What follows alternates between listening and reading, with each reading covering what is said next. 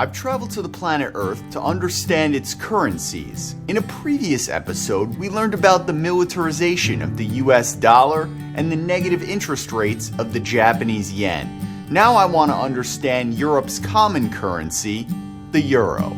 Joining us is our special guests, the Cooperative European Council. I told you to label us the superior, loving, caring European Cooperative Council. No, we are the Utopian Peace European Cooperative Council. Who would have thought that a currency designed to unite Europe could cause so much fighting? What is the European Union? The European Union is a political and economic bloc formed with the intention of creating harmony among its various members. You know, the European bureaucracy takes a long time to do stuff when their logo is the loading screen for computers. After both world wars, Europe was so ravaged economically that they had to find a way to link their economies so they would be forced to have peace. Which is why I'm not a big fan of them now forming an EU army. It's like, hey, let's have utopian peace. By going and killing some other people. The army is still undergoing political negotiations, but it's mostly symbolic, as our pride is of the utmost importance. What is that noise? The European Union's theme music is Beethoven's Ode to Joy. Beethoven?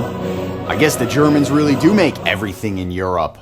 So how did the euro become the currency for the continent? Well, it started with the formation of the European Union in 1992 in the Maastricht Treaty. Maastricht Treaty?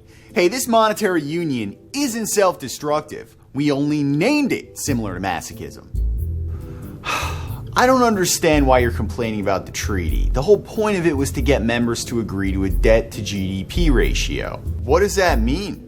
Europe's founding fathers are like America's founding fathers in that they really wanted to avoid giving out welfare payments. So the rich conservative Germans, who are like Europe's version of Republicans, made sure that the original treaty had a limit on how much debt countries could take on compared to their GDP. You know they didn't follow the rules. Politicians treat the debt treaties and the Constitution like the terms and conditions when you install software. They just agree. They don't read it.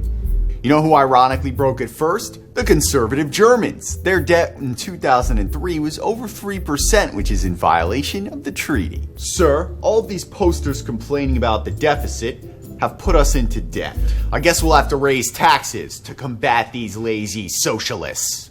Conservatives act like the euro is a bad thing, but it helps because it eliminates exchange rate fluctuations between countries so they can trade with each other. It stabilized Europe. Bitch, please. The euro stabilized Europe like Yoko Ono stabilized the Beatles. I guess all you need is love. And she gives it to me, so I'll see you guys later. What are you talking about? What I'm saying is that the euro sounded like a good idea in theory, but in practice implementing it was not so easy. It didn't create stability, unless you count permanently shitty as stable. That leads to my next question. How did the euro become the common currency for the continent? They did it in two steps. The first step was to stabilize the currencies against each other, and then to swap out the old currencies for the new one. To stabilize the currencies against each other, the government set up the exchange rate mechanism, whereby the government will buy or sell the currency if it moves farther than a range among the other currencies. In this case, we did 2%. This is known as a semi-peg. Semi-peg sounds like an intercourse position, and that name's fitting because the Italians struggled so hard to fit in the exchange rate mechanism you'd think it was the Kama Sutra.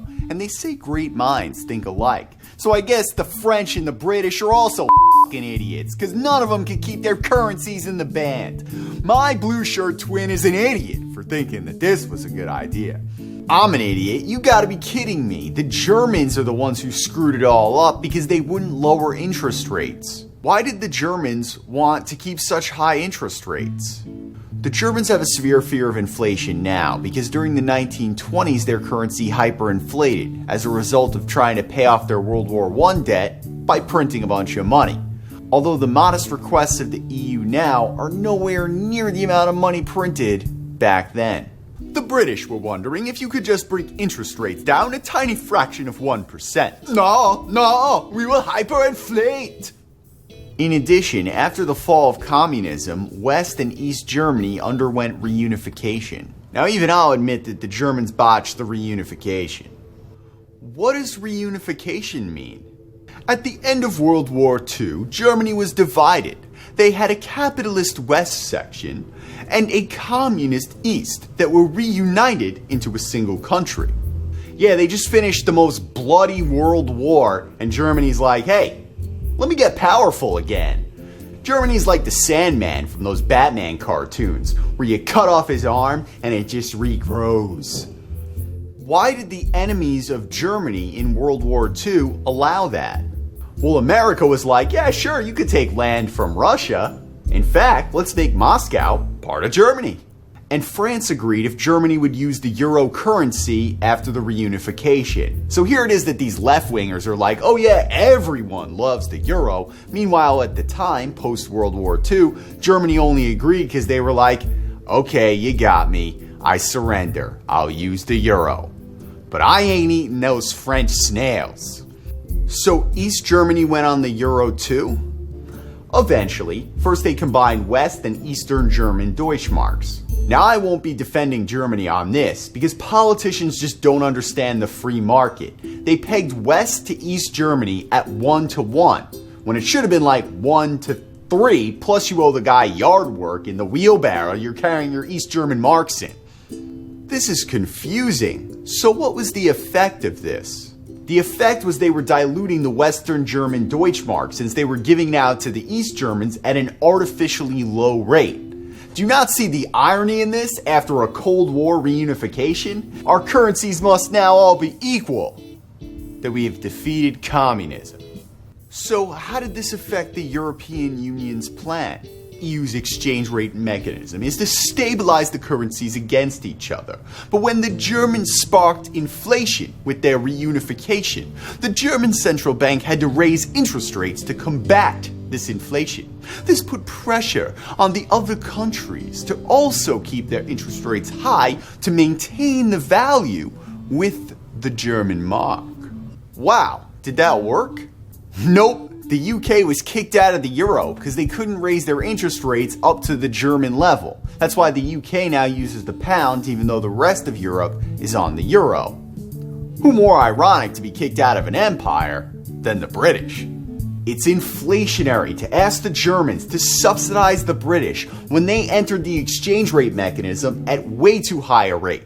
I blame the Germans for the fact that the UK was kicked out of the euro, because here it is they're going, oh, we can't help the UK, that'd be inflation for us. Meanwhile, they're pegging their currency to East Germany in massive inflation to help them recover from the 1920s inflation. I mean, come on, they gave East Germany 1-to-1 parity, but they gave the French 1-to-3?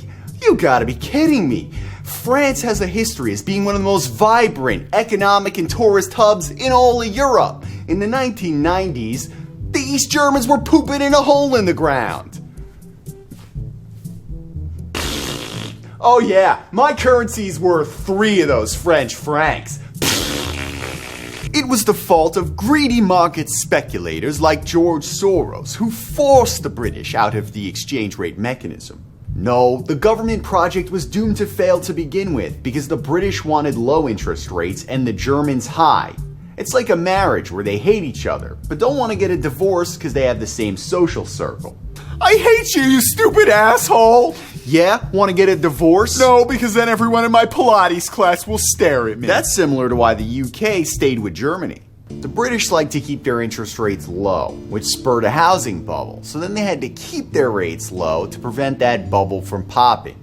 You know that the British have a bubble when they pay Buckingham Palace guards to not do anything. I mean, come on. Even the most lazy unions in America doing construction on the Cross Bronx Expressway, or at least pretending to be busy, waving a flag, itching their balls.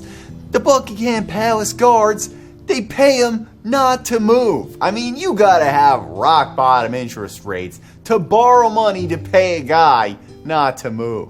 And Germany wanted high interest rates because they were undergoing reunification and they wanted to stop the minuscule inflation that they had caused by pegging to East Germany at 1-to-1. It's like, hey, East Germany, we know you want to develop just like the West, so why don't you pay gigantic sums of interest?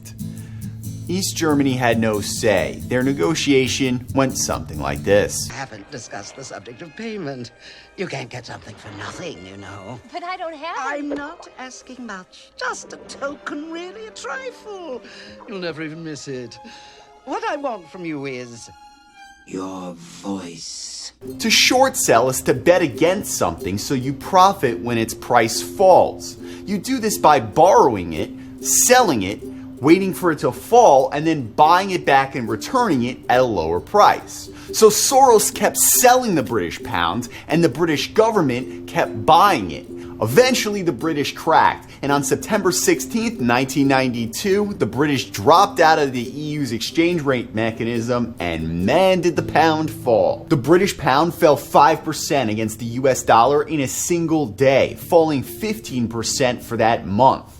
Now, 15% isn't that bad when you think about how most divorces end in 50%. You don't need Pilates. You can get exercise by carrying your stuff out of here. George Soros famously made $1 billion covering his short, most of which came directly at the expense of the UK government. Good old Wall Street. I'll bet you $1 billion. The government accepts.